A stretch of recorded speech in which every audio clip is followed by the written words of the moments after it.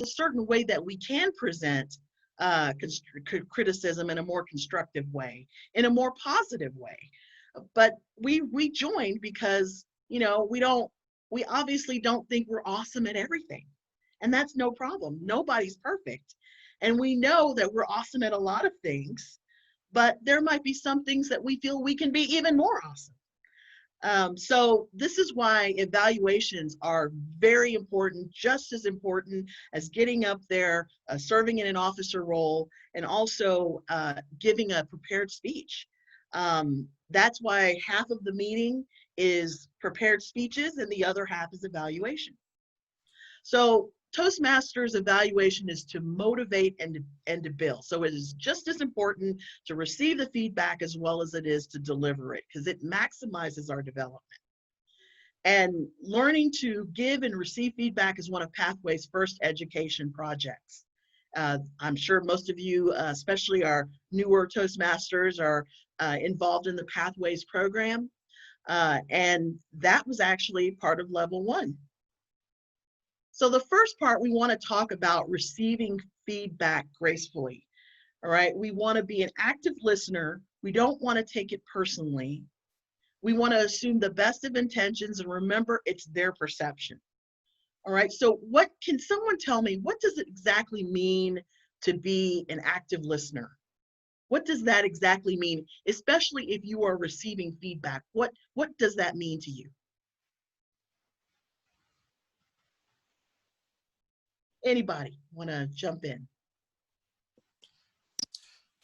To me, it means that I'm really tracking what the person is saying and it's registering. So I'm digesting what they're saying as they say it.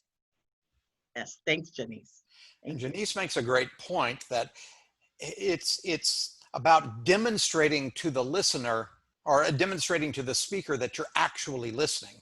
Because you may think you're listening, but do they think you're listening? Right, right. Yeah. Good point, good point. All right, and the last part I didn't put here, but it says to own it, to take responsibility. So once again, this is someone's perception of our presentation, but this is something that we're supposed to own. This is something that we take in and that we evaluate and we process, and then we change or we move from there, acknowledging the evaluation that we've received. Yeah, could I ask a question to the group? And they don't have to answer. I just want you to think in your own mind, who gets to decide whether or not you were clear or effective as a communicator? Do you get to decide, or does the audience get to decide? So if your audience gives you feedback that suggests that you were not as effective as you thought you were, whose fault was that? Who has to own that if you failed to communicate?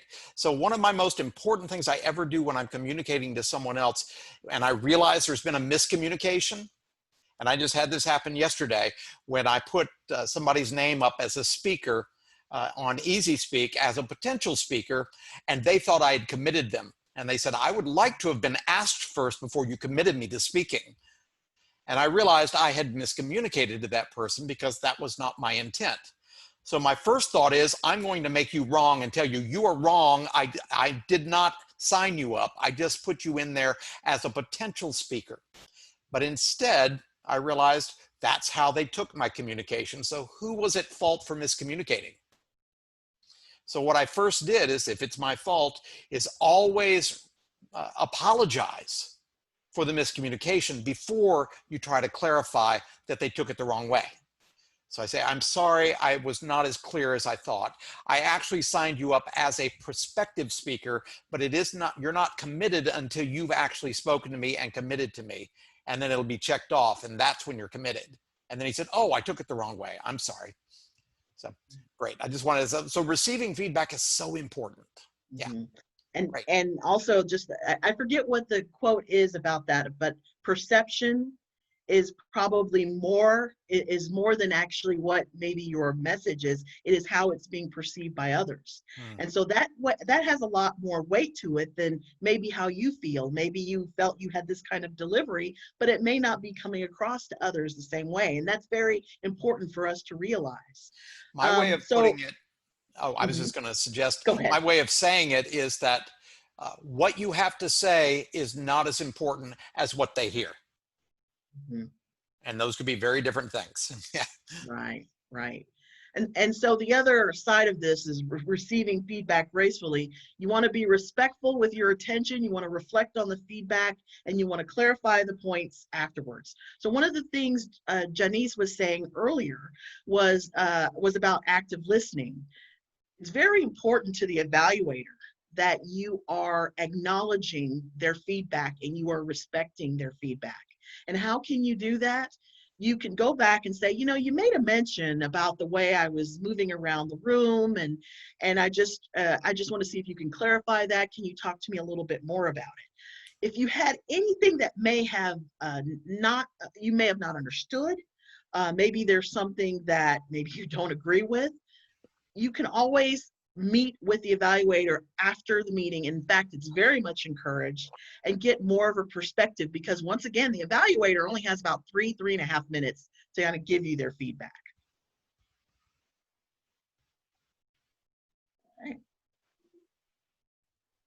So we have a great quote offered here from Oprah.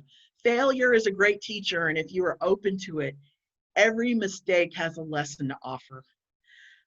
So, you know, failure is very uncomfortable for all of us, and we talked about it. We don't want to be discouraged, but once again, we join Toastmasters. We want it to be an environment, and this is what I've heard. Toastmasters is an environment where it's safe to fail. You know, and failure is uncomfortable. In some cases, and in other areas, maybe failure can result in something. Maybe you don't get a job, or you lose a job, or maybe it's something financial. It might be something in a personal interaction. It's not a great thing, but at the same time, if you're learning from it, it is probably the best way you can ever learn. So that's a great takeaway from understanding, you know, the whole importance of evaluations. All right, so the next section on evaluations is the delivery. And this is very interesting. I like some of the things that Bart had put in here about how you can actually give an evaluation. Does anyone here, and I'll just go ahead and offer this up for Evelyn and VJ, Deborah, everyone that's on the call, how many of you struggle with actually giving the evaluation speech? Does anyone really kind of, yeah, BJ, yeah, it's just kind of you're not sure what to say. I mean, you might have some points, but how do you exactly put them together?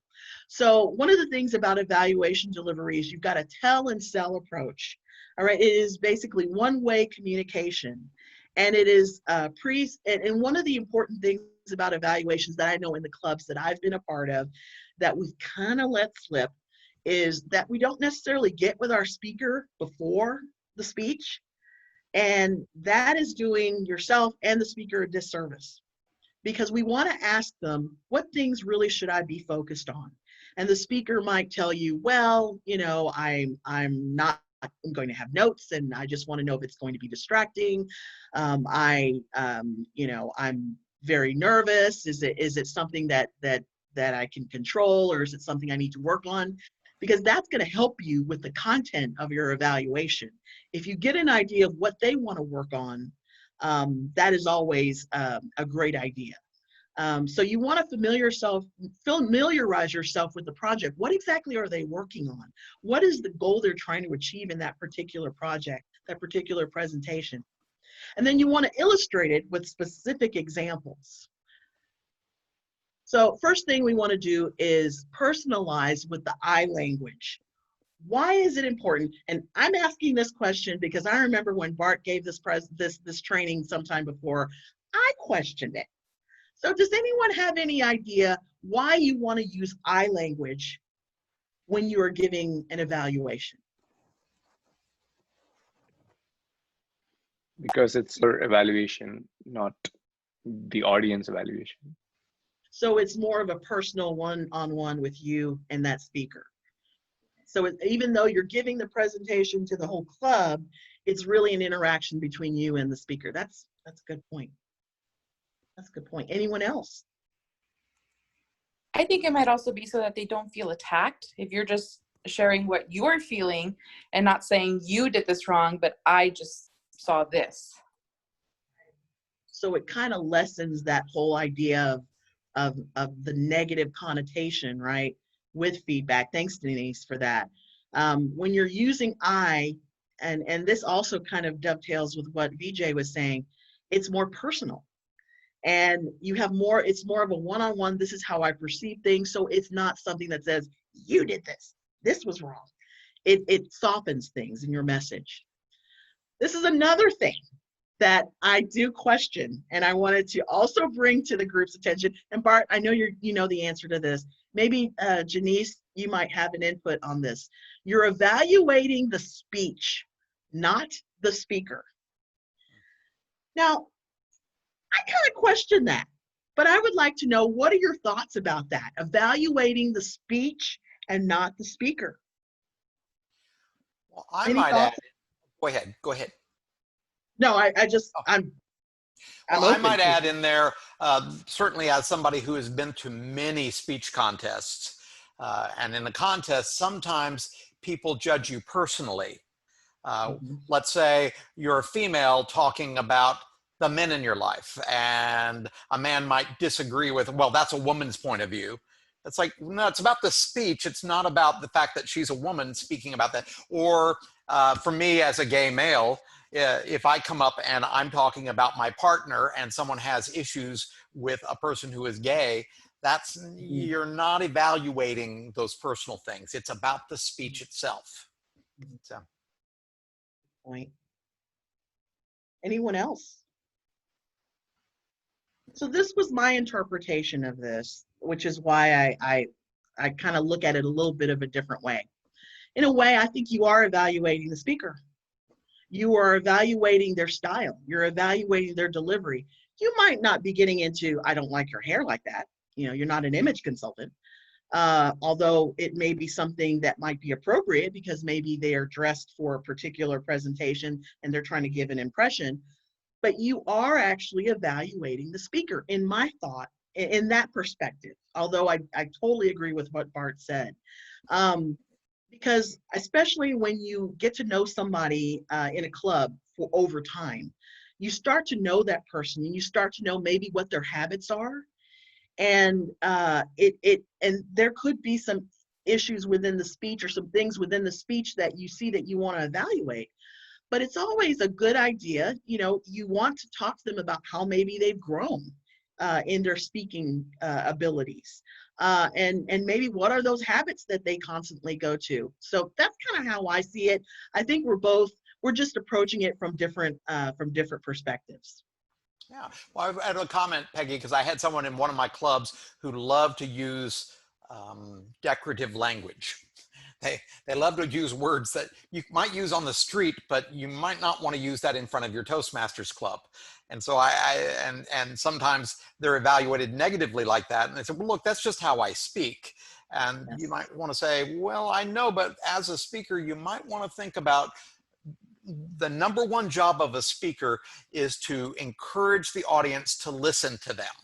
So if you're doing anything, saying anything, or dressing a certain way that could dissuade your audience from being open to listening to you, you've lost your audience. So even though they're judging the speaker, there's a reason for it, because we do make a lot of prejudgments. Although you want to try to not let that get in the way, but it does, as you say, as human beings, those things influence us.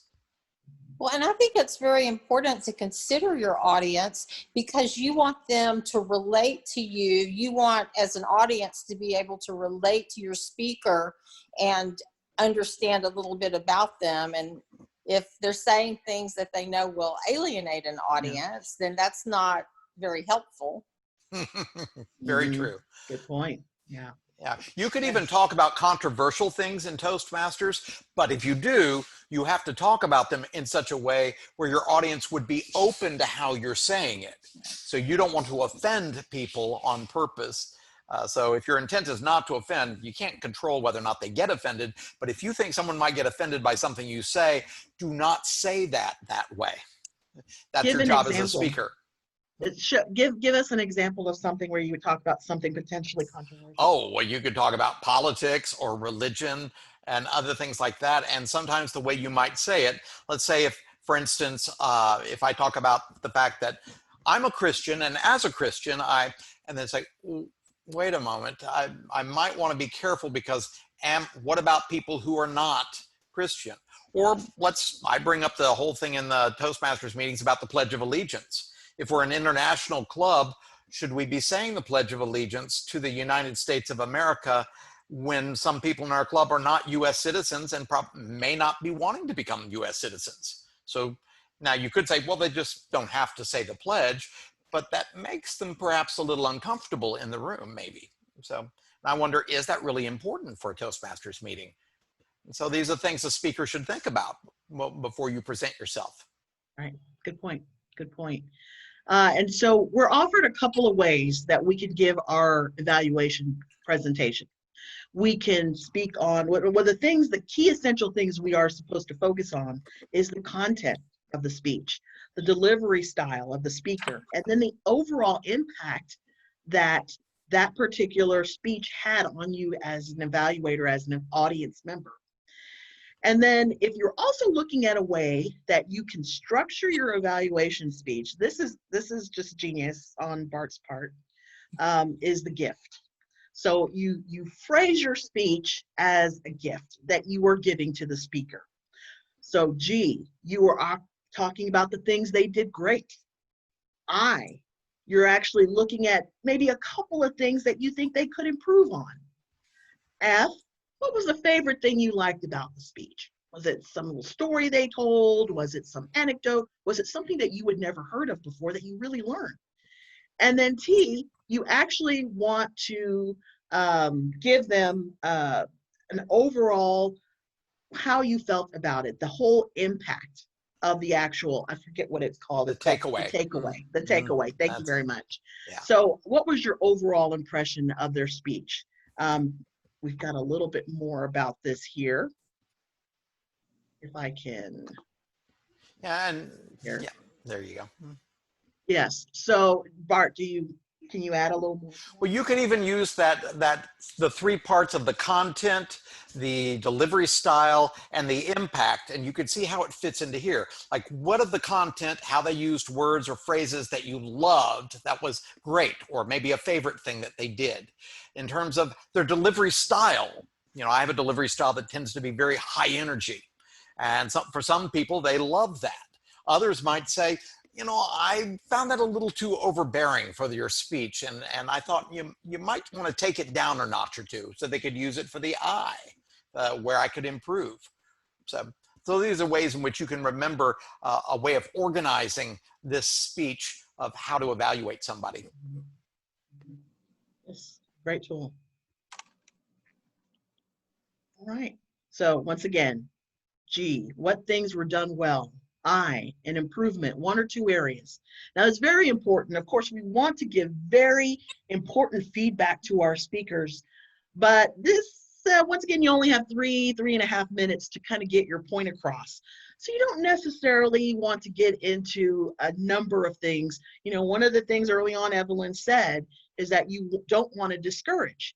And so we need to kind of have a bit of a balance of maybe one or two things that they can work on and not necessarily overwhelming them with a bunch of things. What are the 2 key things you think that they can work on that they could really easily improve on? And then what was the favorite thing that you liked about the speech? What you loved most? I know in some cases, maybe there wasn't anything that was particularly something that was your favorite, but there is something. I'll tell you one thing. I was a member of a corporate club, and it was mostly engineers. I'm not an engineer, and I'm nowhere near a technical thinker at all. And so this one engineer was talking about some kind of mathematical, some derivatives or something like that, that was not anything that was within any kind of conversation I have had within like the last 30 years. okay, except when I was in a classroom learning about derivatives. And he gave the speech about derivatives, and I got to tell you, even though I didn't really know much of what he was saying, I got some actual ideas, or I got some information that I could actually glean and learn from. So my favorite from that was, you gave a very technical speech, but it wasn't something that was completely over my head, even though I'm not an engineer. So even finding those nuggets within a speech that maybe you just in a general sense may not find much that could be of value to you, or that you think might not be of value to you, what is one thing you might want to let that speaker know? Hey, you kind of won me over about this. And then finally is the takeaway, which is the impact. Bart, you're gonna share something? Well, I was just going to say, of these four, which ones can be positive? Because obviously, great, what you tell people that's great, is going to be a positive. So you'll be talking about very positive, upbeat things, complimentary things. Your favorite is another compliment, a positive. The takeaway can be a positive, what I got out of this, or what it moved me to do. How did it make me feel, think, or act? And then the other thing is improvement. Talking about where they could improve, could that sound positive? What do you think, Peggy? I think it can, definitely. It is not, I think it is also in the way you phrase it. I was actually attending a training actually yesterday about change management. And one of the things they talked about was, it's very important, even especially when you're addressing things that need to change. There's obviously things that are not perfect, but there is a way that you can switch it around and turn it into a positive that said, you know what, I like the way you work through this troubling area, where it's not, it's you're saying I liked this. It's the words that you use that could kind of change that to make it more positive.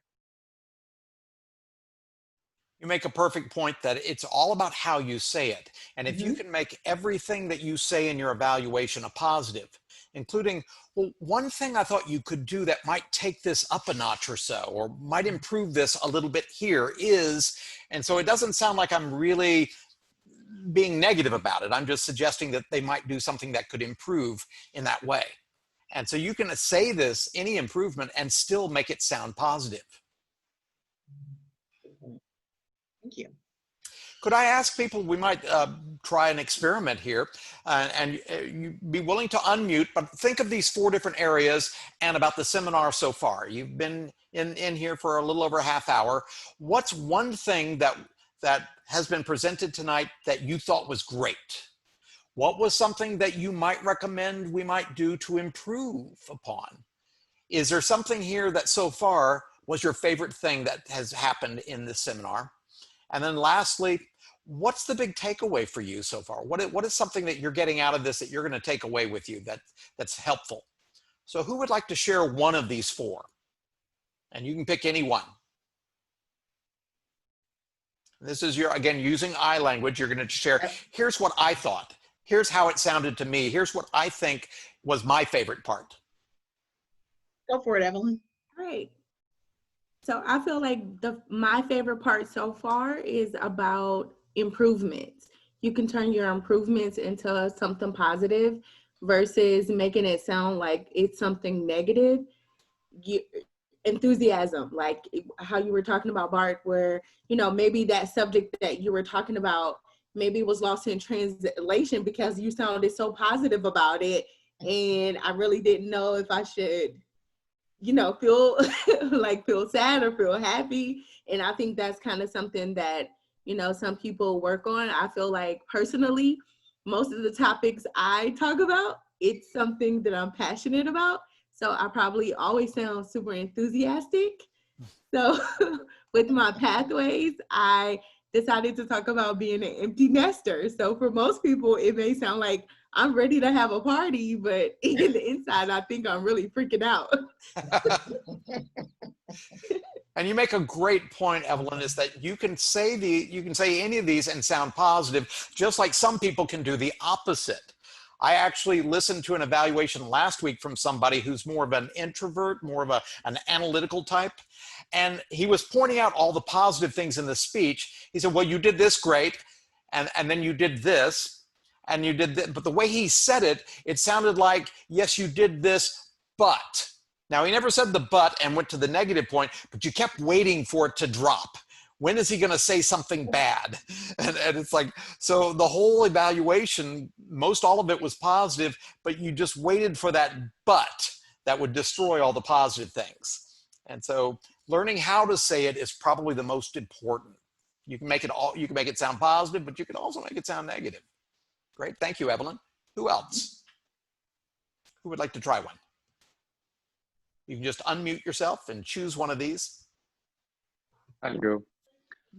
Awesome. So the presentation has been great on evaluation, and it's already got me thinking, but my favorite part has been how Bart has come in with real life examples and scenarios, which where he has applied those concepts, and those kind of make a visual impact has made visual impact on me. So I think the real life scenarios that you have presented, the examples, I think they have a bigger impact than the actual agenda itself. So I feel that is one of my favorite things so far. Great, thank you. What's one of the Anything takeaways? from- Someone have one of those? Hi, yeah, I do. So my takeaway is actually the gift option that you presented, because I don't like giving evaluations myself. I feel like I am judging people and I don't like that. So I like the model, the GIFT, which I will be able to apply later, to remember to touch a little bit on everything that I need to address when evaluating. Great, Denise. And you can even lead your evaluation speech with, I'm going to tell you about, or I'm going to give your feedback in a format that is called GIFT. I'm going to tell you a few things that you did that was great. I'm going to share one or two things that you could do to improve upon. And then I want to share with you something that I thought was my favorite thing you did. And then lastly, what was the takeaway for me? What did I get out of your speech? What did it make me want to do? How did it move me?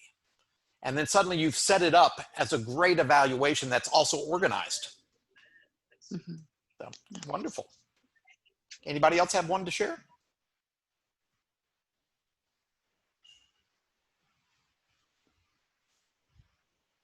All right, well, I guess we can move on then. Sure. Okay. All right. So there is still another part to this about the evaluation process. And I think by now, most of us have used or are using the pathways process, but this is actually even before pathways. You know, before the speech, we always want to make sure that we meet with the speaker to try to make sure that we're understanding maybe what things they want us to look for, what are their goals. We want to get a copy of the evaluation form with the criteria, and then during the speech, we want to take a lot of notes. In particular, the key areas: content, delivery, and the impact. Word choice, flow, vocals and body language, and what did the impact, the think, feel, or do. And then you want to organize your evaluation. And of course, we have the wonderful gift that we can use that Denise was talking about, and any kind of recommendations for improvement. And then you deliver your evaluation speech. And you always begin and close with positivity. And you use all your delivery tools. So you are basically giving a speech just like you would for a prepared speech. And you use specific examples to illustrate your point, because you also want to make sure that even though you're taking a lot of notes, that you are still actively listening. And then you want to narrow your improvements to 1 to 2 major points. We don't want to overwhelm them with a lot of, improvements to keep things positive. And I'm sure everyone's familiar with this. This is the Pathways evaluation form. This is also a good way if you're struggling with determining what can you say, because I think we've all run into those things where you're thinking, what am I going to say about this? I'm not sure what I can focus on. There's always the 3. What did you excel at? What you might want to work on? And what can you do to challenge yourself? And there's other areas here. Obviously, as the evaluator, you want to complete every single part of this form. But when you get up there for 3.5 minutes, you're obviously not going to have a chance to talk about every single thing, their clarity, their interest, comfort level, any of that. But there might be some things, especially if there's something that may be under the emerging or even developing or accomplished that may not be at the higher end, that you want to give comments on. So you definitely don't want to give someone lower than a 3 or even a 3 and lower without giving some kind of comment. And it's not to say that you can't give more than 1 or 2 areas for improvement in this form. We're just really talking about the presentation, but here you can get into the specifics. You can still make it positive, but you do, if there's some things that you think that there are additional that you might want them to work on, you can focus on that here. Peggy, Yes. one of the things I do when I'm evaluating people is I try to fill out as much of this as possible, especially, and you made this great point, if it's a 3 or a 2, and certainly if it's a 1, don't leave them hanging. Well, if it was a 2, how do I take it to a 3 or 4 then? So, and this is what you should be thinking about. Specifically, what would they need to do to make it a 4 for you or a 5 for you? It could be the eye contact. You might say somebody was looking at their notes. They gave great eye contact because they were looking into the camera most of the time. And then occasionally they would look down at their notes and then look back at the camera. And one thing you could do is you actually can put your notes back behind the camera and be actually even reading your notes or glancing at your notes without having to look down. A lot of people don't realize you can do that on these in the online meetings. And so I give all sorts of little comments here. And if you guys want to get really good at evaluations, do this evaluation for all of your speakers. Even if you're not an evaluator, think about being the evaluator and what would you have recommended? Did they pick up on what you would have recommended? How did what you think differ from what the evaluator thought? So this is how you really learn, is compare what you've picked up on in clarity or the vocal variety. Like when someone has a thick accent, one thing I'm going to be listening for is, can I clearly understand the words they're saying? If not, I might want to present a little bit of feedback on that. Or if they sound too monotone and they sound kind of boring when they're presenting and they never go very high up and never very low, it's just like this throughout. Or the eye contact thing, give very specific examples. That's what I would say. And the more you practice, if you don't play a major role in the meeting, be an evaluator, not the official evaluator, but practice evaluation skills. So that's what the general evaluator does. That's what the grammarian does. We're all evaluating different aspects in a meeting. And Peggy, if you could back up just one further back. Sure. There you go.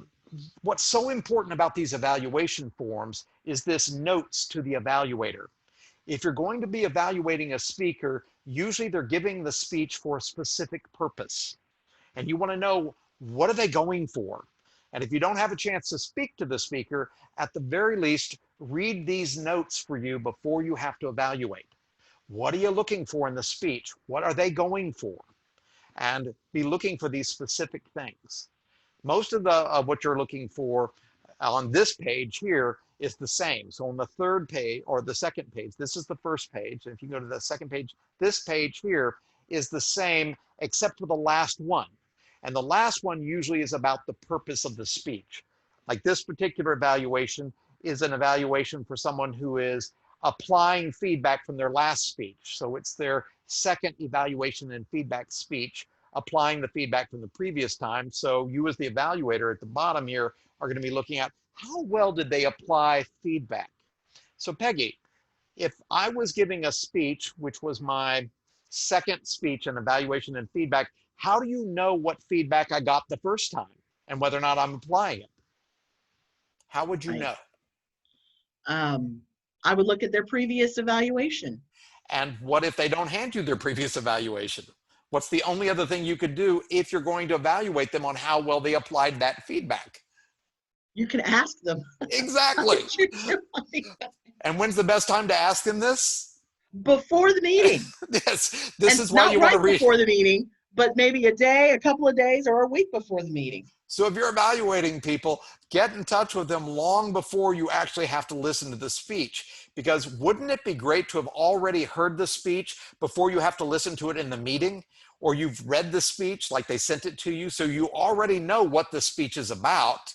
So you don't have to spend your time trying to figure that out. You can spend your time more figuring out how to evaluate how well they did it. And then I'll leave that from there. All And right. we can Well, move on. actually, and there were a couple of questions that I might pose to Janice as well as yourself, Bart. These are the last points, and then we got to get to table topics. But when you are a relatively new Toastmaster, or you're maybe not as experienced a Toastmaster, and you have to evaluate a Bart Loser or a Janice, what do you do? How do you make that happen? What would you say, Janice? I'm thinking about that. I think anybody can, I don't really know how to answer that question. Let me think about that for a minute. Yeah, and I'll try. What I will say to people is this is why you want to talk to the speaker beforehand, even if it's just before the meeting or during the meeting. You say, hey, can we have a private conversation? And go into a chat room or talk on the phone and say, hey, yeah, I'm going to be evaluating you.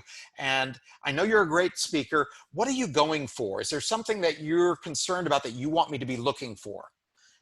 And that's a great thing, because as an evaluator, the trick is you want to get up there and find at least one thing that would have made this speech even better for you. And you could even type in here, because in these meetings, the online meetings, you could type a message to the speaker. What's one thing that you thought you could have done better? So in other words, after the speech, I will tell you, after I've given a speech, I'm always thinking in my head, oh, that didn't go well. And then someone will get up and go, that was amazing. I can't think of anything that I would suggest to you. And I'm thinking, oh, I could think of 10 or 20.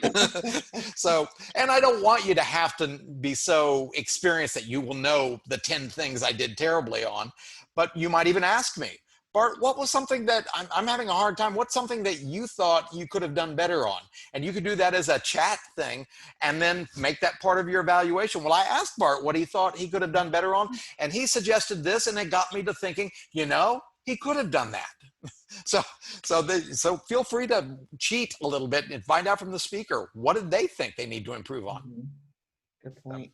Great. Another one of the things that I think I noticed is when you're evaluating a very experienced speaker, sometimes you want to get into the actual content of the speech, because maybe they say, I'm going to talk about a couple of things, and they talk about 4 different things, or maybe just one point.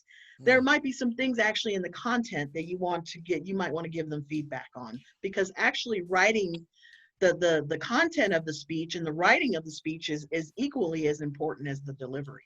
So have them send you a copy of the speech before you have to listen to it.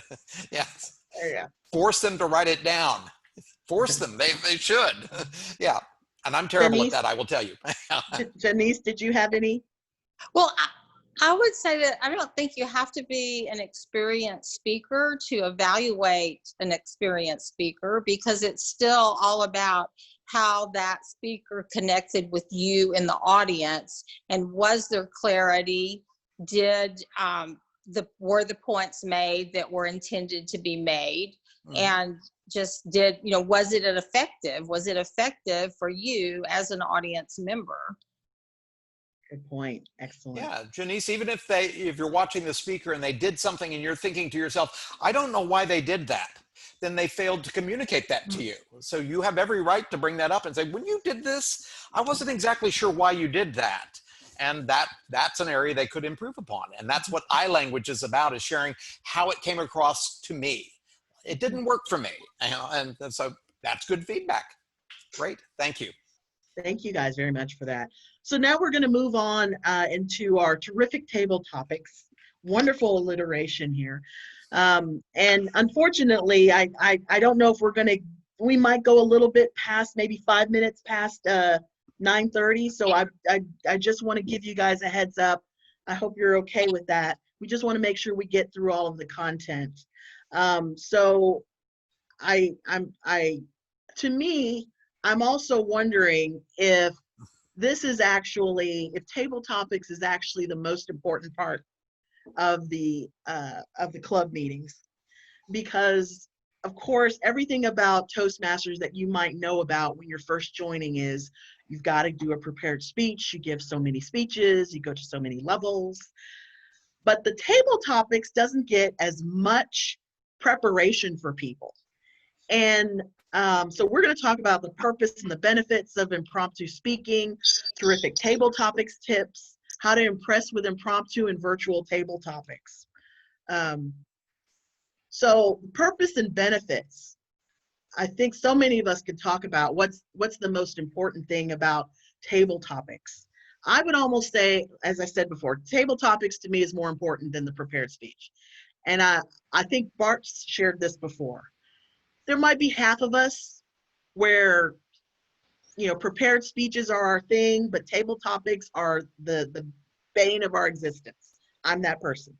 Or it could be vice versa, where people could just get up there and talk about any subject and be just as confident about it, even if they may not be addressing the topic at hand, and they groove on it. And I'm just amazed by these people. But either way, to me, I personally think table topics is very important because it has a lot of benefits to it.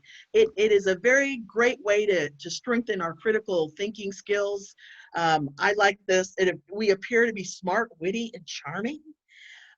We improve our interviewing skills, which I know for those of us who are looking for growth in our organizations or in our careers, it's very important to be prepared for that, that hardball question that you might get. So one of the terrific table topics tips is to smile and look confident, relax your mind and breathe and have fun and be creative. So obviously, I think most clubs do this the same way. Well, no, they don't. They do things differently. But there's a question that's asked to the person, and they have a second to either get to the podium, or in some cases, they're called to the podium, and then the question gets asked. But you get a few seconds to kind of breathe and collect yourself. You want to make sure that you give yourself that time like you would for a prepared speech. And of course, it's a time to have fun and to be creative. Bart, do you have anything to add to this? I just always say it is so important to look and sound confident. So when you get your name called on, look like you're excited about being called upon. Don't look like you've just been nominated to go to the guillotine. That some people do. Oh no, please, not me. And so look like you're, oh great, yes, I'll take that on. And jump right up there with a smile and look excited, even though in your mind you're thinking, I really don't want to do this. But you don't look like that. So that's one of the keys. That's Great. kind of the perception thing that you were talking about earlier. Mm-hmm. You may be dying inside, but you don't look like it. Yes. Fake it till you make it. And there was another thing that got brought up. You don't necessarily have to address the question. You can redirect the question. You can use, and also another good thing is to use the word of the day, and then organize your thoughts. And we have another acronym that we can use here. One of the things that I got told is, I don't know how early your planning is for your clubs, but sometimes usually about 4 days or so before the club meeting, you know what the theme is. And so you start putting your thoughts together and thinking about what questions could be asked of you, and be prepared for that. And of course, if they ask you a totally different question, you can still think about that stock list that you had ready and just address it that way. There was another point that I was going to add about that. Another thing about I think Bart had brought up before is the idea of journaling. Some stories that you might have, whether it be at work, maybe it be in your personal life. You know, we're hearing about being empty nesters, maybe some things at work, what's going on with this pandemic at your workplace, that you might want to jot down and just have some thoughts. So that way you can pull a story from everywhere. And this is beyond our table topics section of our clubs, right? This is something for a great conversation. If you're trying to figure out, maybe you're in a networking event, which will be very interesting since we don't really meet people personally. But anyway, if you're looking for some small talk thoughts, it's always a good idea to think of some stories in your life or in your career that you might want to recycle and share with people as you're getting to know them. So we have PREP. So we had the gift that was given to us for evaluation. Now we have prep for your table topic. So if you're trying to figure out, oh man, what am I going to say? They're asking me this question. How do I put this together? You start with a point. You take a stand. And then you state your reason, which is your R. And then you illustrate with an example, such as a story. And then you restate your point confidently. So this is my summary. This is how I ended it. So I like Bluebell ice cream. You asked me what my favorite thing in the summer is. I'll say Bluebell ice cream, Dutch chocolate. I love it because it just brings a smile to my face. An example is I was in a really bad mood and I started eating ice cream and I thought, you know, who can eat ice cream and have a frown? I have never seen anyone eating an ice cream cone or just eating ice cream in general that doesn't have a frown. And that is why I prefer Bluebell ice cream. That didn't make too much sense, but at the same, and it wasn't a table topic because I already knew I was going to talk about it. But this is kind of a way that you can actually set up your speech when you're trying to figure out how you do your table topics. And it's something that you just got to practice and you've got to keep it to the point where you probably also have this structure and maybe you are able to veer off as you mature in this into a different way. Bart, any other kind of points you want to make about this? I like using this when you're going up and you're worried you don't know what to speak about. So you've heard that, you've gotten the question or you're waiting to get the question. Just keep reminding yourself, I've got to prepare. I've got to prep. So what's my point? So you get asked the question, come up with a point. Take a stand on something. So say you like dogs or cats? Ferrets. I don't like dogs or cats. I love ferrets though. And then it's like, oh, wow, okay. So, and then the next question is, well, why do you love ferrets? Well, here's my reasons. And then you can talk your reasons about it. And then tell a story about your ferret. Well, when I was a kid, I got a ferret as a pet. And then you can, tell that little bit of the story. So that's why my favorite animal, my favorite pet is the ferret. And you restate that point like that. So this is a great way to go up and just make sure for 1 to 2 minutes, you can easily spend that time. Because have you ever had people get up there and they get up there and they're not even filling up a minute? Well, you can't use this prep model and not fill up a minute. So it's generally, this is your 1 to 2 minutes, especially with a little bit of a story you could throw in there. So that's my point. Good point. Thank you.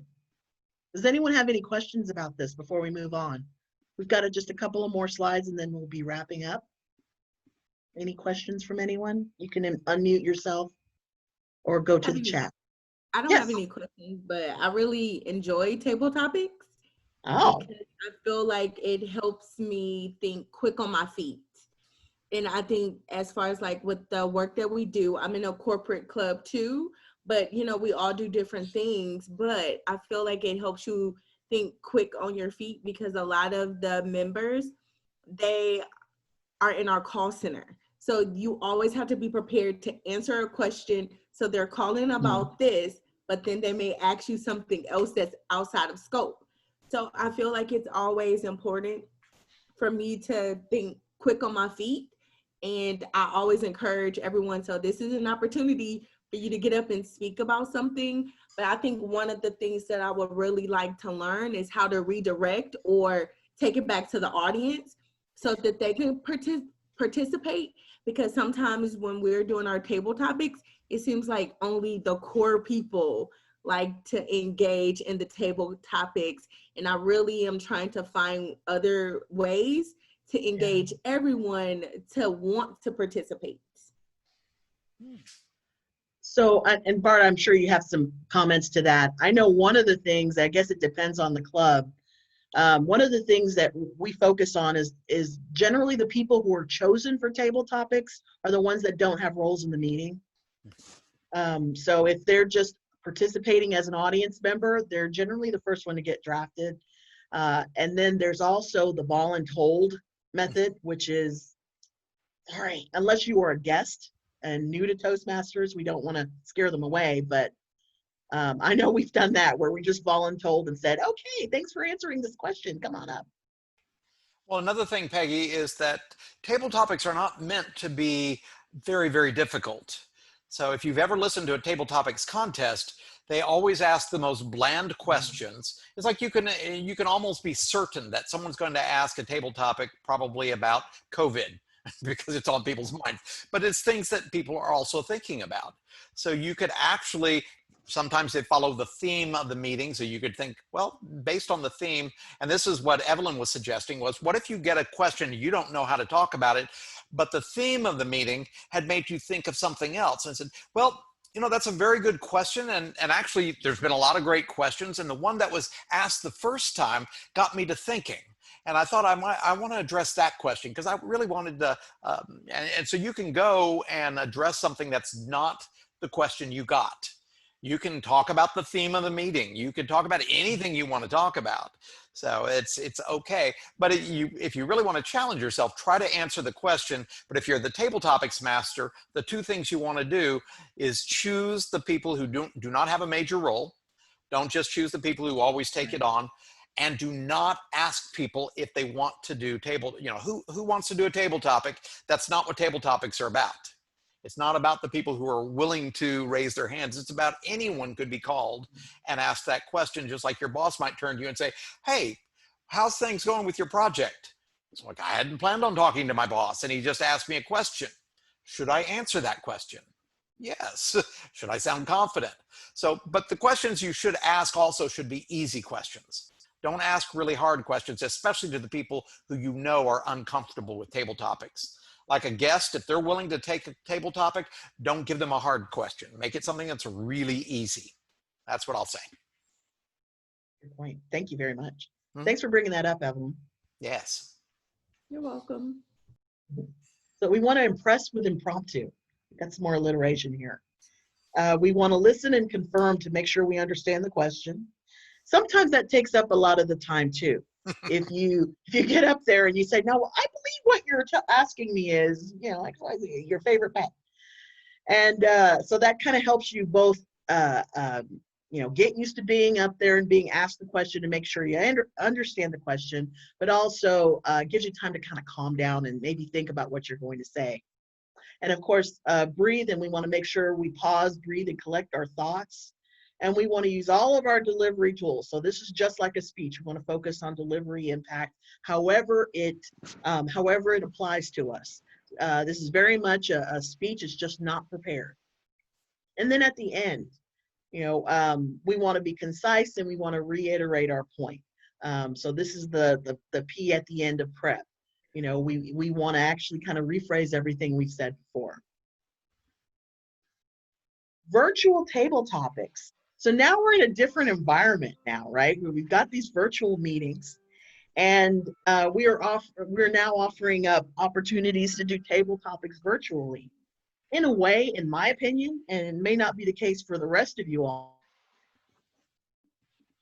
but I find that this is actually a little more relaxing than when we are in a conference room and we are having to walk up to a podium and there's applause and all that stuff. That's kind of interesting. So, but at the same time, it's also very challenging. And the same could be said actually for prepared speeches when we're doing this virtually. Bart, did you have some things that you wanted to share about this? I know having done quite a few trainings virtually or just having these meetings virtually, there was this focus that we talked about whether or not we should stand or when we're giving this speech or if we just remain seated. What are your thoughts on that? Well, the main thing is, just like with any speech, you want to think about the space that you're using. I have this limited space, and it's dark where I am right now. I should have more lighting as well. But I might put myself about a foot or two further back so that I can use more gestures when I'm speaking as well. But the further away you are, you lose the most important body language, which is your face. You probably have more of facial expression in a virtual meeting than you would ever have when you're in a regular meeting. So this is where knowing what you look like and presenting in that way, but still looking at the camera lens is going to be important because their eyes are there. But you also want to think about how you're presenting your face, all the muscles in your face, what you're conveying with that face language as well. So that's where I'll leave that. Right. Thank you very much. And there was also the one point you made we think when we're looking at someone's picture that we are looking at them, but we're not. What we want to do is if we want to show that we're looking facing at the camera, we have to look at our camera on our laptop or on our computer. If we're looking at the faces, it doesn't look like we're making eye contact. So I know that was one takeaway that I had also from some of Bart's trainings, is that we want to look directly at the camera if we're trying to make a point and trying to get the best contact with our audience versus just maybe looking around and looking at other audience members. I'm still developing that myself. So in summary, we want to smile and we want to look confident and we want to use stories to your advantage. Also making sure maybe there's some things we might want to log in a journal or something that we want to use for table topics or for other opportunities when we are trying to develop small talk or establish relationships. We want to make sure that we use the prep method, and we want to use all of the speaking skills that you would in a normal speaking, prepared speech realm. You would do the same thing with table topics. Thank you guys for your participation. Does anyone have any questions before we move on and we end the call? I appreciate you guys for staying with us a little bit past 9:30. This is a lot of information, and we definitely would like your feedback. Bart has given me some handouts that I can share with you all from these presentations, but feel free if there's anything that we can improve on going forward, just let us know. Any questions at this point? And you would have to unmute yourself since everyone's Oh, muted. yes, please. Yes. Anyone? Okay, Well, it doesn't look like we do. So yeah, I it want doesn't to look like we have it. well, thank you, Peggy, for a wonderful presentation. Thank you, everyone, for being here. Next week, we have a very large class on speech writing made easy. Please get the word out and come and register for that class. It's going to be a great class, same time, same bat channel. So we'll be here next Tuesday night, 8:30 to 9:30. So thank you both. So, thank you all. Thank Bye. you. Mm-hmm. Bye. Bye-bye. Thanks. Very much.